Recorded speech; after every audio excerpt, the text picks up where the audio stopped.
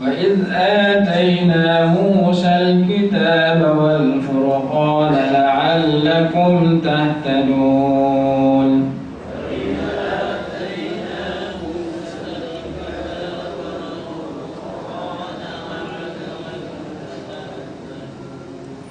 وإذ قال موسى لقومه يا قوم إنكم ظلمتم أنفسكم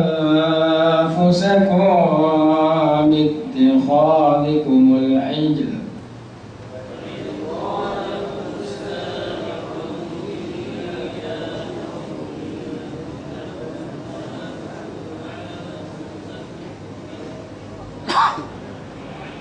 يا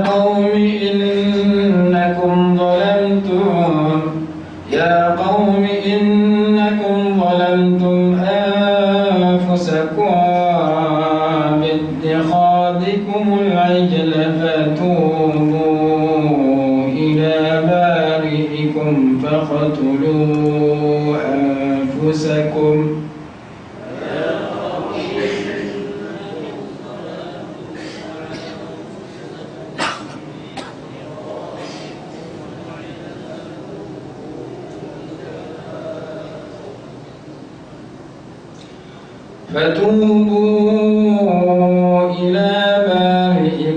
فاقتلوا أنفسكم ذلكم خير لكم عند بارئكم فتاب عليكم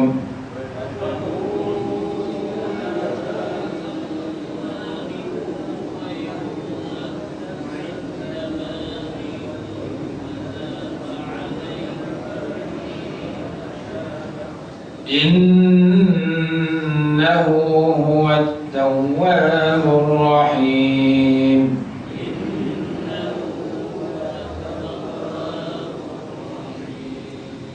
وإذ قلتم يا موسى لن نؤمن لك حتى نرى الله جهرة فأخذتكم الصاعقة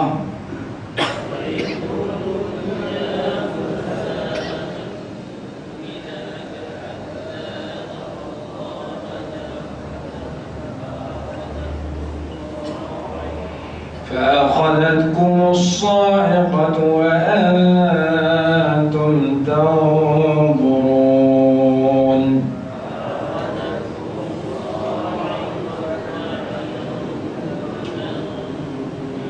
ثم بعثناكم من بعد موتكم لعلكم تشكرون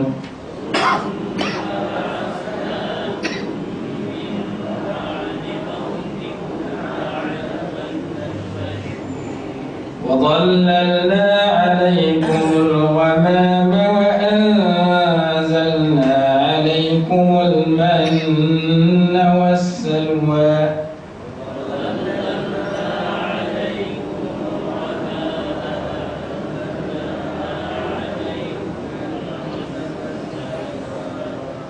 كلوا من طيبات ما رزقناكم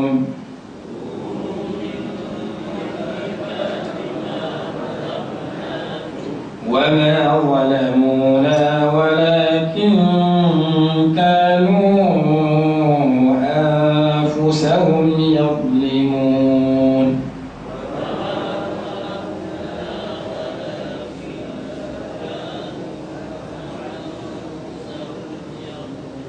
صدق الله العظيم. Malam ini kita belajar ayat 48 surah Al-Baqarah. Allah berfirman, A'udzu billahi minasyaitonir rajim. Wattaqu yawman la tajzi nafsun 'an nafsin syai'an wa la yuqbalu minha syafa'atun wa la yu'khadhu minha 'adlun wa la hum yunsarun. Dan jagalah dirimu dari suatu hari seseorang tidak dapat membela orang lain walau sedikit pun, dan begitu juga tidak diterima syafaat, pertolongan dan tebusan darinya dan tidaklah mereka akan ditolong. Shadaqallahul azim. Ayat 48 surah Al-Baqarah ini menceritakan tentang kewajiban kita membuat persediaan kepada hari kematian, di mana pada hari tersebut la tajzi nafsun an nafsin syai'a, seseorang tidak dapat mempertahankan seseorang yang lain. Wala yuqbalu minha syafa'atun, tidak diterima syafaat pertolongan pada hari tersebut. Wala yu'khadhu minha 'adlun, tidak diambil tebusan. Wala hum yunsarun, dan mereka tidak akan ditolong. Jadi ayat 48 ni banyak perbincangan dia. Antaranya supaya kita bersedia kepada hari kiamat atau hari kematian. Tidak ada sesiapa yang dapat mempertahankan orang lain, tidak ada syafaat yang boleh berlaku melainkan dengan izin Allah Subhanahu wa ta'ala. Ayat ni cerita tak ada syafaat. Jangan kita baca satu ayat terus kita ambil hukum syafaat tak ada. Bukti dia Quran kata la yuqbalu minha syafa'ah. Seperti mana yang kita cerita dahulu, kadang-kadang ada ayat-ayat Quran dan hadis-hadis yang bertentangan di antara satu sama lain, perlu kepada penjelasan alim ulama kenapa ia bertentangan. Contohnya dalam bab syafaat, kita baca sini tak ada syafaat, kita dah mengaji ilmu tauhid ada syafaat. Cuma ulama kita regukan antara dua pertentangan itu dengan menyatakan syafaat tidak boleh berlaku tanpa izin Allah, dan ada golongan-golongan tertentu yang diizinkan memberi syafaat, bermula daripada Nabi Muhammad SAW dan para anbiya, syuhada dan sebagainya, para alim ulama dan sebagainya. Jadi tekan kita baca ayat ni kita ambil takwih, bahaya. Kerana ayat Quran kadang-kadang bercanggah di antara satu sama lain bila disatukan oleh para ulama melalui kajian mereka. Sebagaimana firman Allah Subhanahu wa ta'ala yang berbunyi, udkhulul jannata bima kuntum ta'malun, hendaklah kamu semua masuk syurga dengan sebab amal kebajikan yang kamu lakukan. Ianya bertentangan dengan hadis yang berbunyi, la yadkhula ahadukumul jannata bi'amalihi, tidak ada seseorang yang boleh masuk syurga dengan amalannya. Qalu wala anta ya Rasulullah, mereka bertanya, engkau pun tidak sedemikian? Qala wala ana, aku pun macam itu juga. Illa an yataghammadani Allah bi rahmatin minhu wa fadla, melainkan Allah limpahkan kurnia kepada aku boleh masuk syurga dengan rahmat Allah Subhanahu wa ta'ala. Lalu ulama meregukan antara dua ayat yang bercanggah itu. Yang pertama, tak boleh masuk syurga dengan sebab amalan, pada syariat, pada hakikat dia sedemikian. Hakikat manusia masuk syurga dengan rahmat. Dan ayat yang kata kamu masuk syurga dengan amalan itu di sudut perjalanan hidup, syariat, usaha dan sebab. Masuklah kamu ke dalam syurga dengan sebab amal kebajikan kamu. Ayat Quran kata sedemikian, udkhulul jannata bima kuntum ta'malun, masuk kamu ke dalam syurga dengan sebab amal kebajikan. Dan masuk syurga kena beramal, tak boleh dua haram saja. Itu ayat Quran. Hadis kata beramal pun kena masuk syurga, melainkan masuk syurga dengan rahmat Allah. Itu hakikat dia. Jadi ada ayat yang bertentangan. Contoh yang lain, Allah sebut yahabu liman yasha'u inathan wa yahabu liman yasha'u dhukur. Allah berikan kepada siapa yang Allah kehendak anak lelaki, dan Allah berikan kepada siapa yang Allah kehendak anak perempuan. Ada ayat Quran kata yang bagi anak lelaki anak perempuan Allah. Kadang-kadang Allah jadikan orang itu mandui, tak anak nikah lama tak ada anak. Itu kehendak Allah. Perkataan yahabu maksud bagi. Siapa yang bagi anak? Allah. Main satu ayat Quran malaikat mai kata kat Sayyidatina Maryam, li'ahaba laki ghulaman zakiyya, li'ahaba, untuk aku bagi kepada kamu seorang anak yang suci. Siapa kata? Malaikat. Kata kat siapa? Sayyidatina Maryam. Kita silap kurang kata sendiri. Jadi pertentangan antara yahabu dengan ahaba. Yang tadi kata Allah bagi, ini kata malaikat bagi. Pertentangan itu dijelaskan oleh ulama. Hakikat memberikan ialah Allah, malaikat melaksanakan apa yang Allah berikan. Maka kedua-dua perkataan itu tidak bertentangan di sini di sudut zahir, usaha, pelaksanaan. Yahabu liman yasha di sudut hakikat yang memberikan Allah Subhanahu wa taala. Sama dengan ayat kita baca malam ini, cerita tentang syafaat. Ayat ini kita tak ada syafaat. Ayat ini kata ada syafaat. Bahkan dalam surah, dalam ayat kursi disebut man yashfa'u indahu illa bi'izni. Tidak boleh bagi syafaat melainkan dengan izinnya. Wattaqu yawman la tajzi nafsun 'an nafsin syai'a. Takutlah kamu akan satu hari seseorang tidak boleh mempertahankan seseorang, tidak boleh menolong, membela seseorang, dan tidak boleh dan tidak diterima daripadanya syafaat. Wala yu'khadhu minha 'adlun wala hum yunsarun. Tidak akan diterima, tidak akan diambil tebusan dan tidak akan ditolong. Dalam surah Al-Anbiya, dalam surah Al-Baqarah, man dzalladzi yashfa'u 'indahu illa bi'idnih. Tidak ada siapa yang boleh bagi syafaat melainkan dengan izin Allah. Ya'lamu ma baina aydihim wa ma khalfahum wa la yashfa'una illa liman irtada wa hum min khasyatihi mushfiqun. Surah Al-Anbiya ayat 28. Wala yashfa'una illa liman irtada. Mereka tidak boleh memberi syafaat pertolongan melainkan orang yang Allah redha. Jadi ada ayat-ayat yang nampak macam bertentangan, tapi diregukan pertentangan itu oleh Allah, oleh ulama berdasarkan kajian mereka. Golongan anti hadis menyatakan hadis yang kata ada azab dalam kubur, nikmat dalam kubur itu bohong. Pasal dia bercakap dengan ayat Quran. Tu yang kami ambil ayat Quran, tolak hadis. Al-qabru imma rawdatan min riyadil jannah wa imma hufratan min hufarin nar. Kubur itu sama ada ia menjadi taman syurga atau lubang api neraka. Hadis kata lagu tu. Akhirnya kita sembahyang mayat, tu imam baca lepas sembahyang mayat, Allahumma ja'al qabrahu rawdatan min riyadil jannah wa la taj'al qabrahu hufratan min hufarin nar. Ya Allah, ya Tuhan kami, jadikan kubur si mati ini sebagai taman syurga, jangan kau jadikan lubang api neraka.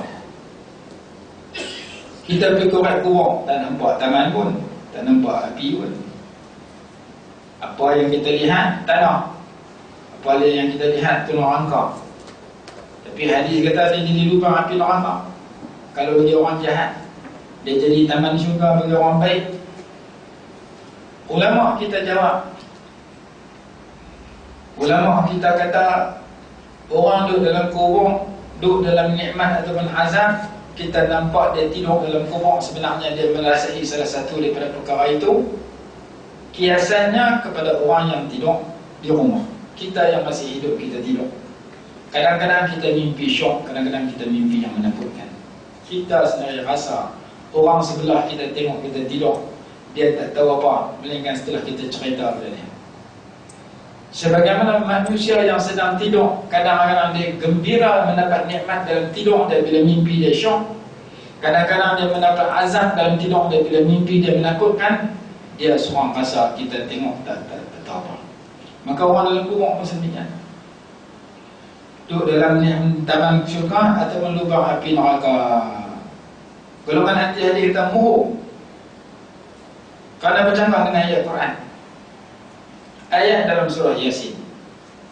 Qalu man ba'athana min marqadina hadha ma wa'ada ar-rahman wa sadaqa al-mursalun. Qalu, orang dalam kubur kata, man ba'athana min marqadina, siapakah yang membangkitkan kami daripada tempat tidur kami. Surah Yasin kata duduk dalam kubur tidur, bukan kena hati azab kubur, bukan kena duduk dalam nikmat, duduk dalam tidur. Bukti dah kita kuat kubur tengok orang tidur. Kita mendengar puak tu kata lagu tu, pening kepala Allah. Cuma nak jawab. Ulama-ulama tafsir telah buat kajian. Akhirnya mereka memberikan jawaban dengan menyatakan ayat dalam surah Yasin tu waktu lain. Hadis yang kata azab dalam kubur, nikmat dalam kubur tu waktu lain. Dalam kitab Hasyiatus Sawi 'ala al-Jalalain dikatakan bahawasanya tidur tu di antara alam barzakh dengan kebangkitan semula. Manusia bila mati masuk kubur, dia duduk dalam alam barzakh. Alam barzakh, alam pemisah antara kematian, kehidupan dengan kebangkitan semula. Lepas tu, lepas pada alam barzakh ditiupkan sangkakala. Kemudian dia akan bertemu satu waktu di antara sangkakala yang pertama dengan sangkakala yang kedua. Ketika itulah mereka tidur. Lalu dia bertanya, dia berkata, man ba'athana min marqadina, siapa yang bangkitkan kami dari tidur kami, daripada tiupan yang pertama dengan tiupan yang kedua. Sebelum tiupan yang pertama, daripada mula mati sampai tiupan yang pertama, dia duduk dalam azab ataupun duduk dalam nikmat. Dulu Asura Jabat tulis, kalau Tuhan mati dekat kiamat, untung lah. Sebab dia kena azab tak lama. Mati zaman Nabi Adam dulu pergi, kena azab lama dalam kubur. Berbilion-bilion tahun duduk dalam kubur. Mati dekat esok nak kiamat, hari mati baru sehari dalam kubur, tak lama. Syekh Mutawalli Syarawi rahimahullah dia kata, kematian, saat kematian tak boleh hukum dengan dunia. Dunia boleh jadilah tidur lama tak sama dengan tidur sat. Tu pun ada beza. Kadang-kadang tidur sat dia boleh puasa lama, tidur lama boleh puasa sat. Kita bawa kereta pergi Kuala Lumpur, sampai Sungai Perak kita letih tidur. Kita puasa, aku nak tidur masa 15 minit lagi nak sambung perjalanan. Tidur puasa puas. Bangkit, puasa macam 15 minit sembuh lah. Tengok 2 jam setengah. Pasal terlalu letih, dia tidur 2 jam setengah, merasa tidur sat. Padahal lama dia tidur. Dia sebenarnya rasa macam ada aku tengah jam kot, lebih dari 15 minit. Tadi rasa tidur 15 minit. Ni bangkit rasa segam sikit dah, rasa tengah jam. Tengok 2 jam setengah. Letih punya pasal dia mengurang bersiu habis, tak sedar. Dia tidur 2 jam setengah, dia rasa setengah jam. Tidur lama rasa sat dengan sebab terlalu letih naik kereta, bawa kereta sorang-sorang. Itu satu. Hak kedua, tidur sat rasa lama, tidur tengah khutbah Jumaat. 2 kali panggung baru habis khutbah, 3 kali panggung. Rasa lama ni dia lena, bangkit tak ada lena pula dah. Tidur tengah khutbah Jumaat mana pernah sampai sejam. Tengah jam tu kalau lama, 45 minit tu lama. Tapi dah 2 kali tidur. Panggung, tidur panggung. Mereka tanya masalah, Tok Bilal main di lena tengah khutbah, Tok Khatib batal khutbah, dia boleh naik ganti tak? Kacau tu. Pasal salah satu syarat khutbah Jumaat, macam khutbah kena dengar khutbah, dia duduk lena nak dengar pun. Malam kemarin saya mengajar kitab fiqh, tajuk dia istikhlaf. Bab istikhlaf, bab penggantian imam. Bab penggantian imam ni ada penggantian dalam sembahyang Jumaat, ada penggantian dalam sembahyang biasa. Dalam khutbah sembahyang Jumaat ada ganti tengah khutbah, ganti antara khutbah dengan khutbah, antara khutbah dengan sembahyang, ganti tengah sembahyang, ganti banyak jenis ganti. Ganti dalam sembahyang. Salah satu syarat nak ganti tu imam kena dengar khutbah, dengar rukun. Dia lena mula-mula sampai habis. apa nak jadi. Jadi ada lena yang kita berasa lama sebenarnya sat lah. Ada lena kita berasa sat sebenarnya lama. Jadi bab tidur ni kita tak boleh kira dengan hukum dunia. Bab duduk dalam kumur tak ada cara. Ada orang duduk dalam kumur lama, Allah bagi dia rasa sat. Ada orang duduk dalam kumur sat, Allah boleh bagi dia rasa lama. Buktinya siapa yang tidur, kita gerak dia bangkit, kita tanya ke orang, dia tak boleh jawab. Melainkan dia kena tengok jam. Kalau dia jawab, murung, tak akan betul. Sebab orang yang tidur, jam sudah tidak ada dalam minda dia. Waktu berapa minit dia tak boleh hukum, dia tak boleh hakak. Melainkan dia kena tengok jam, baru dia jawab tepat. Kerana kadang-kadang dia tidur sat, dia boleh dia jawab lama. Kadang-kadang dia tidur lama, dia jawab sat. Kerana masa dia tidur, Allah boleh bagi dia berasa lama, boleh bagi dia berasa sat. Sedangkan yang sehakikatnya sebaliknya. Maka demikian juga orang dalam kubur. Ada orang duduk dalam kubur sejuta tahun, Allah berkuasa bagi yang rasa sat. Ada orang duduk dalam kubur sat, Allah berkuasa bagi yang rasa lama. Bukti dari Isra' dan Mi'raj. Nabi SAW pergi perjalanan yang lama, Allah jadikan sedang masa yang singkat.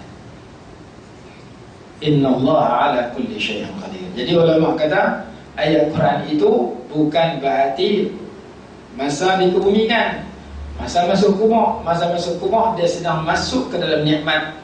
Kalau kita orang baik, kita masuk dalam nikmat. Kalau orang tu orang jahat, dia masuk dalam api neraka, dalam api dalam kubur.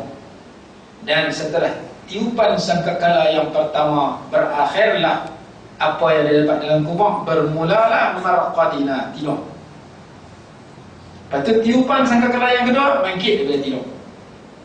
Ayat yang berlaku antara dua tiupan, dia letakkan sebelum tiupan yang pertama antara mati dengan tiupan, yang dikali sebagai alam barzakh, menyebabkan kita jadi keliru. Macam mana nak jawab?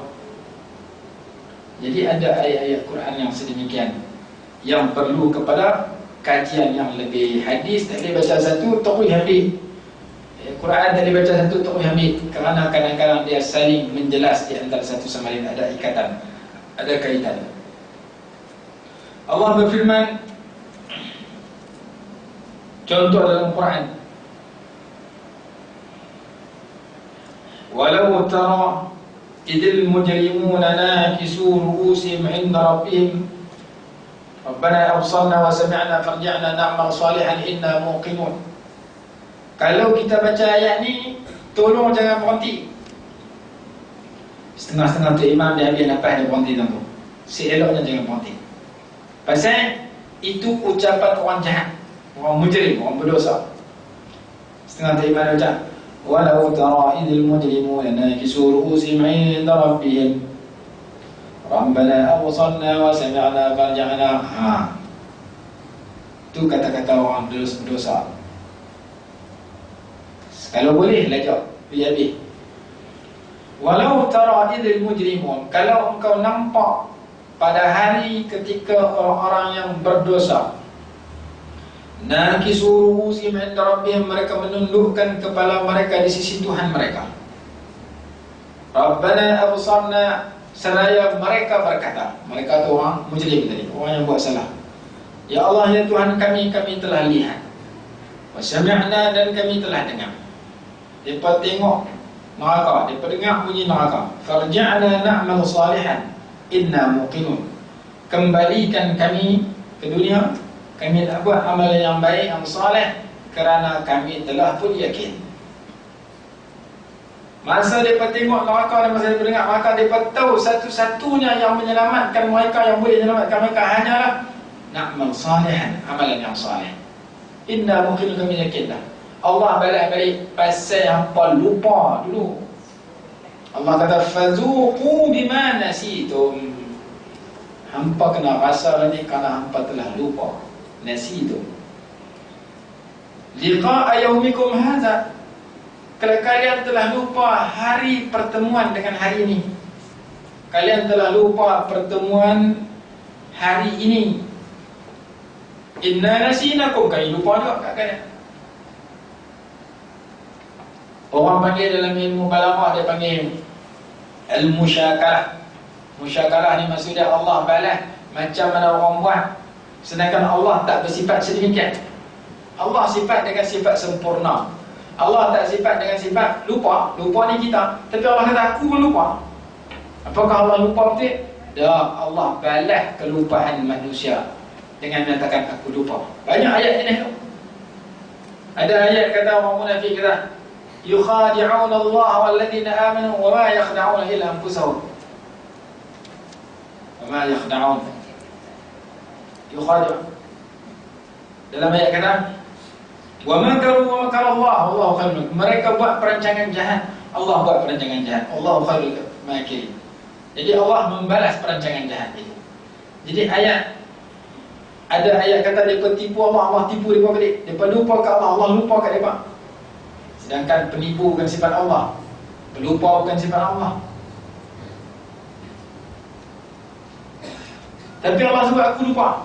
Nak balas apa yang mereka kata. Macam dulu tiba-tiba istilah, kalau hampa samsing, aku pun samsing juga. Allah balas sifat samsing mereka.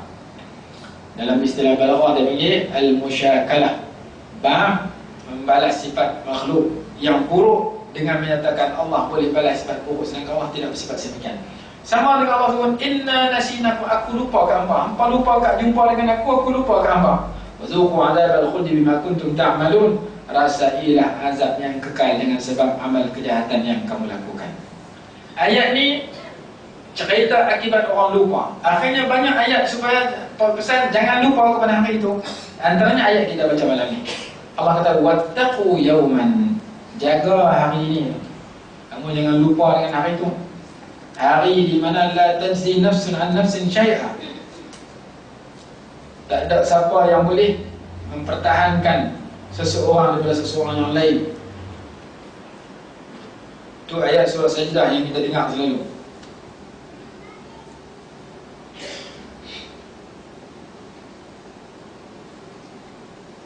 Ada ayat yang kata ya ayyuhan nasu ittaqu rabbakum wakhshaw yawman la yajzi walidun an waladi wala mauludun huwa jazan an walidi syai'a. Surah Luqman ayat 33, lebih kurang tu juga. Wahai manusia, takutlah kepada Tuhan kalian dan takutlah satu hari di mana bapa tidak boleh mempertahankan, membela anaknya. Anak tak boleh membela paknya sikit pun. Anak tak boleh tolong pak tak boleh tolong anak. Ayat 33 Surah Luqman lebih kurang sama dengan surah Abasa wa Tawalla yauma yafirrul mar'u min akhihi wa ummihi wa abihi wa sahibatihi wa banihi likulli imri'in minhum yawma idzin sya'nun yughni. Itu lebih kurang sama dengan ayat itu. Jadi ada ayat kata tak boleh membela. Ada satu kisah di zaman Nabi Isa alaihi salatu wassalam. Salah satu kelebihan yang Allah bagi kepada Nabi Isa ialah diberikan satu mukjizat, iaitu boleh menghidupkan orang yang telah meninggal dunia. Lalu kaum dia pada masa itu kata kepada dia, kamu hanya menghidupkan orang yang hidup zaman sekarang, yang mati zaman sekarang. Kalau begitu, kalau kamu betul-betul ada kemampuan menghidupkan orang mati, kamu panggil anak Nabi Nuh hidup balik. Nama Sam ibn Nuh. Panggil anak Nabi Nuh hidup balik, bersembang dengan dia, tanya dia. Lalu ketika itu dia sembahyang 2 rakaat. Dia berdoa kepada Allah Subhanahu wa taala. Akhirnya Allah izinkan supaya anak Nabi Nuh yang bernama Sam itu hidup kembali. Masa hidup tu rambut dia jadi putih. Cerita dalam kitab awal Tanbihul Ghafilin. Fashaba sya'r ra'si wa lihyati min al-haibah. Nabi Isa menghidupkan orang mati dengan izin Allah. Sebahagian orang kafir berkata, engkau telah menghidupkan orang yang baru mati. Boleh jadi dia ni tak mati betul. Hidupkan kami orang yang mati zaman yang dulu. Nabi Isa kata, pilih siapa kamu nak. Maka kata, hidupkan kami Sam ibn Nuh. Lalu Nabi Isa pergi ke kubur Sami bin Nuh, sembahyang 2 rakaat, berdoa kepada Allah. Allah hidupkan Sami bin Nuh. Tiba-tiba rambutnya, janggutnya menjadi warna putih. Ditanya, kenapa rambut kamu jadi putih?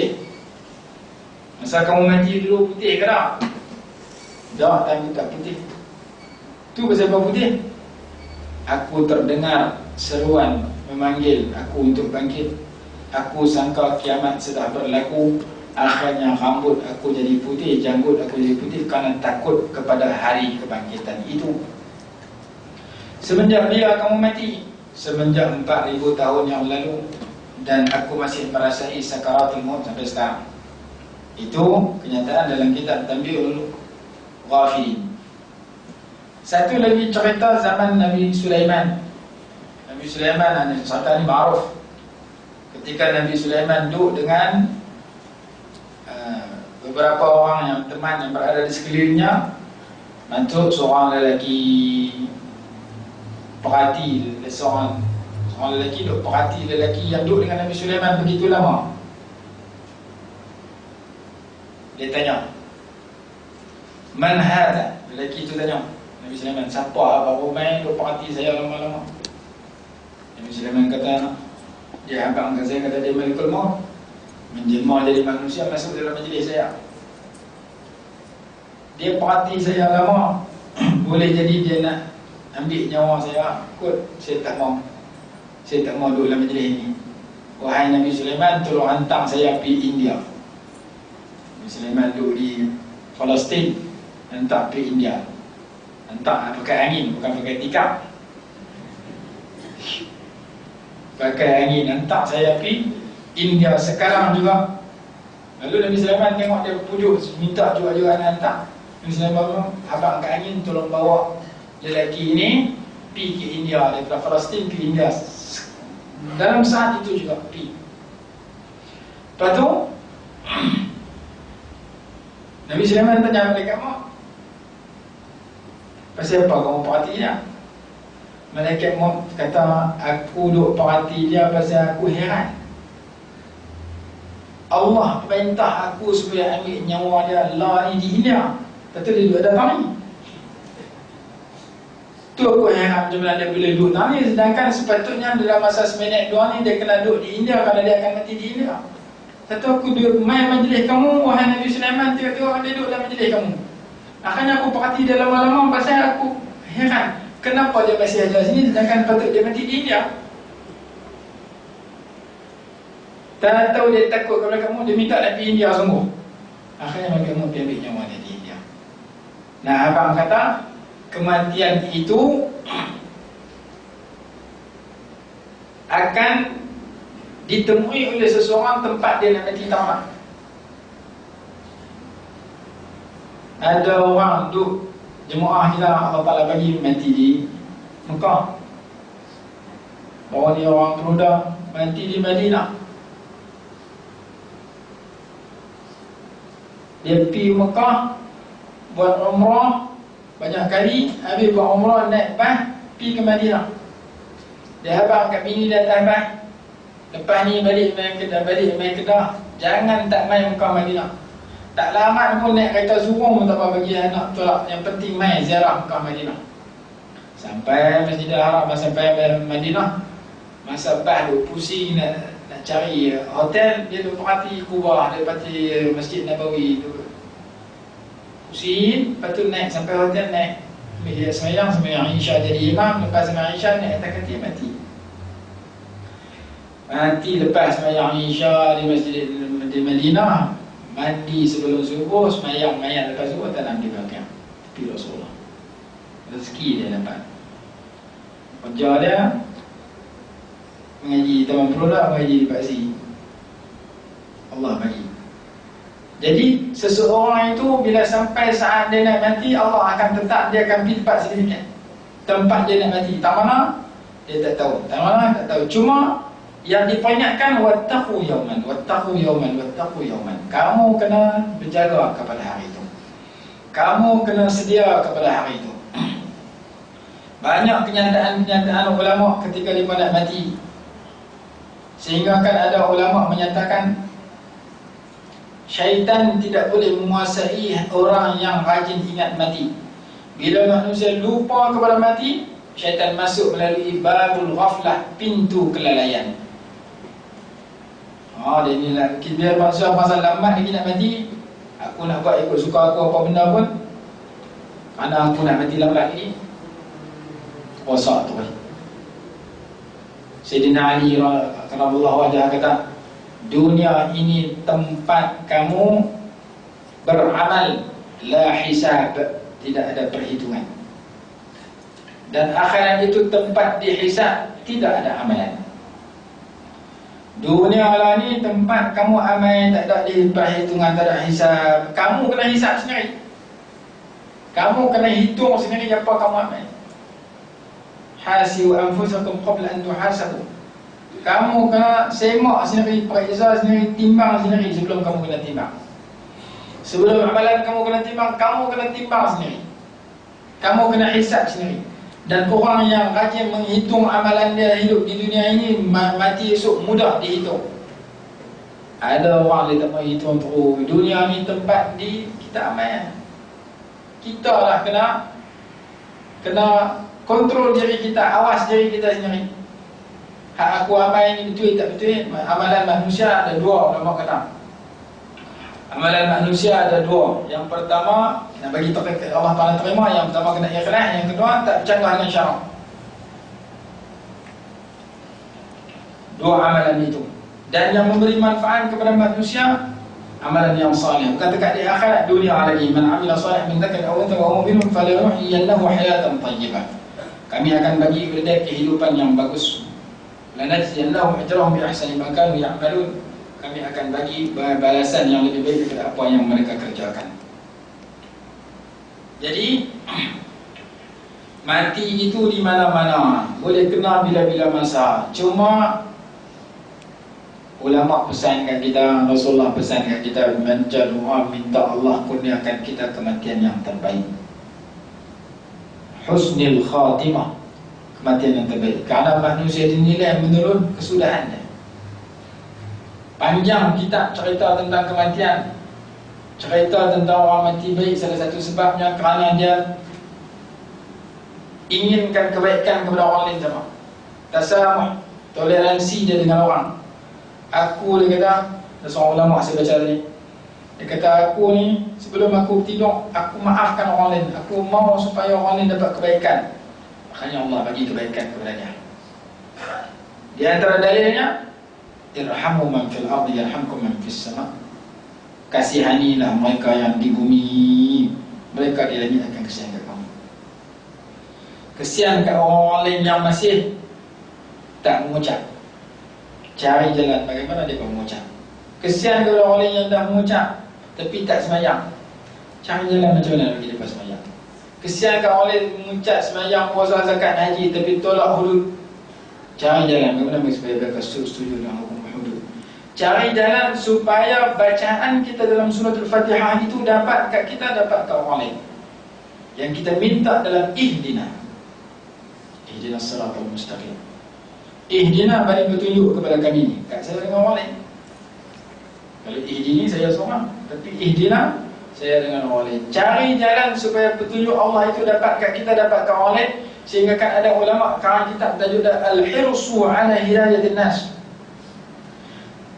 Kesungguhan para nabi, kesungguhan para sahabat, kesungguhan para ulama dalam menyebarkan petunjuk kepada manusia. Banyak kisah-kisah bermula daripada Nabi Nuh. Inni da'autu qawmi laylan wa nahara. Aku seru kaum aku siang malam. Falam yazidhum du'ai illa firara. Tapi dia tuang cabut lari habis, tak ikut aku.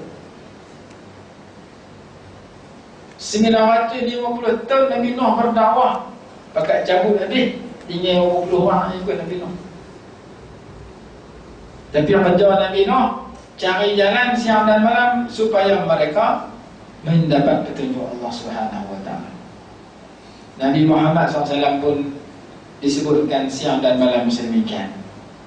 Al-hirsu ala hidayatin nas. Cari jalan supaya manusia dapat petunjuk. Hak boleh mengajar. Tak boleh mengajak, cari orang mengajak. Jadi JK masjid buat program bagi orang yang mengajak. Ada masjid saya pergi ceramah, habis ceramah dia tak jadi makan. Ustaz, terima kasih, balik saja. Tak apa, tak makan tak apa, dia makan kat jalan. Cuma saya tengok di papan kenyataan tu, dia tulis kemasukan hari Jumaat, duit tabung masjid. Hari Jumaat ni banyak ni, hari Jumaat ni banyak ni, hari Jumaat ni sebulan banyak ni, banyak ni. Keluar setahun sekali mesyuarat AJK. Duit masuk tiap minggu tapi keluar setahun sekali. Keluar di masjid tu keluar bila? Keluar masa mesyuarat agung. Berarti duit yang masuk tu dah apa program tak ada. Dia himpun bagi masjid jadi kaya, bagi duit banyak. Anak makmum ahli qaryah tak mengaji, ustaz tak ada, mengaji tak ada, ceramah pun tak ada. Saya pergi tu tanya setahun berapa kali buat ceramah, boleh bilang. Ceramah tak ada, kuliah tak ada. Duit masjid dihimpun untuk menambahkan. Dia keluar untuk beli mi jamu AJK masjid setahun sekali mesyuarat.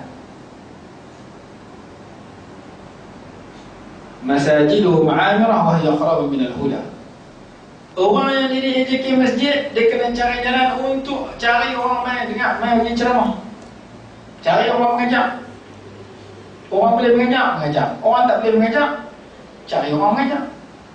Yang penting petunjuk Allah Ta'ala tu, apa saja aku pegang jawatan, aku jadi guru besar sekolah, aku jadi bos di Kelang, aku jadi petani dan sebagainya. Cari jalan tempat yang kita berada untuk hidayah Allah tu sampai kepada orang yang bergaul dengan kita, yang bekerja dengan kita.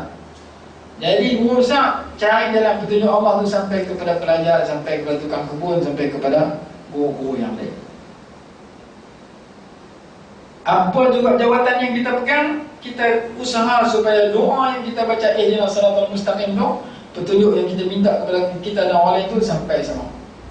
Kalau kita kerja di penjara, cari jalan supaya ceramah tu masuk dalam penjara. Bantuan nak ikut tak ikut tu punya pasal. Tapi kita ceramah ni tengok ada bantuan yang berlaku kat ustaz. Habis ustaz tu ceramah, dipercaya oleh ustaz tu, sana insya-Allah kat ustaz dengan ceramah ustaz ni. Ustaz tu di depan ni, dia biar kawan aku berlakuannya saja nak kenal ustaz. Dia boleh kerja depan ustaz tu. Ustaz tu orang harap lah. Bantuan tu perkenalan saja, dia memang ayam macam boya tu. Dia berlakuan. Yang penting bila kita pegang jawatan dan tempat apa kita bergaul, supaya hidayah Allah tu sampai ke telinga mereka. Daripada 10 orang dengar, seorang, 2 orang dapat hidayah. Lebih baik pada dunia dan segala isinya. Rasulullah sebut pada Sayyidina Ali, la yahdiyallahu bika rajulan wahidan khairul laka minad dunya wa ma fiha. Dengan sebab kamu Allah bagi hidayah, lebih baik pada dunia dan segala isinya. Kita bawa kereta, orang tumpang kereta je lah. Kita pun ceramah agama dalam kereta dah. Kukuk ayat Quran sepatah yang dia dengar, hadis sepatah yang dia dengar, teguran sepatah yang dia dengar, menyebabkan dia insaf ditukar jadi baik. Dan saya contoh dulu, seorang hamba Allah menikah, dapat anak OKU. Anak dia tu tak boleh bangkit, tidur. Dia punya malu kat orang, geram. Dia tak pergi shopping 3 tahun dia. Dia pergi buat rumah lautan, masa lepas pergi rehat lautan. Aku tak boleh terima anak aku jadi OKU ni. Orang lain anak, padahal dia kata aku mengaji agama, aku ustaz, bini aku ustaz lah. Tapi pada dapat anak ni aku tak boleh terima. Setahun 2 tahun last kali jumpa seorang kawan-kawan tu, bos patah, berkalih kehidupan dia. Kawan tu kata dia, hang dapat anak lagu tu, confirm dah anak hang tu ahli syurga. Hang pula ahli syurga, aku dapat anak sihat elok, belum tentu syurga kan orang. Dia dengar tu baru dia kata, oh ya Allah bagi ni permata berharga. Kukuk dia bagi syafaat kepada mak pak dia esok. Akhirnya dia jadi daripada tak boleh terima, bertukar jadi saya hari-hari siang malam peluk anak ni. Padahal bukan dia tak mengaji, tapi nak jumpa satu perkataan sepatah yang boleh memberikan satu petunjuk kepada dia. Dia kata dekat, dia kena ayat tu, dia kata rasa macam kutip tak uang. Semula hari itu sampai sekarang, siang malam saya cukup sayang kat anak saya. Sebelum ni saya tak boleh terima dia. Tiap-tiap hari mesti mandi dia, tiap-tiap hari mesti peluk dia. Kenapa? Karena di segi zahir dia nampak tak macam orang lain, sebenarnya dia confirm dah masuk juga. Aku belah dia di syurga. Esok dia masuk syurga, dia harap aku masuk dalam. Nak boleh berasa lagu tu, kadang-kadang biasa jumpa tapi lupa. Macam Sayyidina Umar radhiyallahu anhu, suatu orang kata Rasulullah meninggal dunia, wafat. Dia tarik pedang. Siapa kata Nabi Muhammad wafat, aku pancung. Rasulullah bukan wafat. Dia tak boleh terima. Biasa orang bakal baca ayat Quran, bukan dia tak pernah baca, tapi masa Sayyidina Bakar baca tu, seolah-olah kali pertama dia dengar, baru dia boleh terima. Maka Muhammadun aba ahadin min rijalikum walakin Rasulullah. Nabi Muhammad itu bukan bapa kepada orang lelaki di kalangan yang besar, di kalangan kalian, tetapi dia adalah Rasulullah. Afa in mata aw qutila, apakah jika Nabi Muhammad mati atau ia dibunuh, inqalabtum ala aqabikum, kamu nak berpaling ke belakang, kamu nak murtad nak keluar, dah. Baru dia merasa, oh ada ya Quran kata Rasulullah akan wafat. Afa in mata, apakah jika dia